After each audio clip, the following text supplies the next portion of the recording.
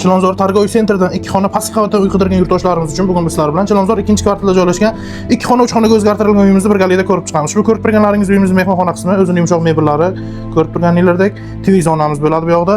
Bu yoqda esa oshxonamizni o'rnini bolalar xonasiga o'zgartirib, oshxonamizni esa balkon qismiga ko'chirgan. Uyimiz 2 xona 3 xonaga o'zgartirilgan bo'ladi. Ko'rib turganinglardek, egizak farzandlaring bo'lsa ham ikkita farzandlilar uchun dars qilish uchun stollar, javonlar, kiyim javoni.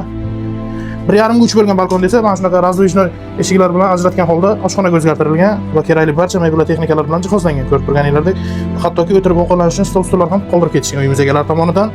Uyimiz 4 qavatli binoning 1-qavatda joylashgan. Umumiy maydoni 46 metr kvadratdan iborat. Bu yerda esa yotoqxona qismi bo'ladi. Xonalarimiz zerkalli hisoblanadi. Yotoqxona va mehmonxona kengligi va kattaligi bir xilda bo'ladi. Ko'rib turganinglardek, sifat va rang uyg'unligiga alohida e'tibor bilan did bilan jihozlangan ushbu uyimiz. Glavniy eshikdan kirib kelish va o'zining razdelniy sanuzeli bilan. Sho'yimiz. Bu yerda esa hojatxonamiz bo'ladi. Ushbu uyimizni mo'ljalga keladigan bo'lsak, Chilonzor 2-kvartal Targoviy Center chorrahasida joylashgan ushbu uyimizda videoda ko'rgan barcha mebel va texnikalari bilan birgalikda egalari 82 ming AQSh dollar baholashmoqda. Agarda kimgadir qiziq bo'lsa, opsioniyadagi raqamlarga qo'ng'iroq qilishi mumkin.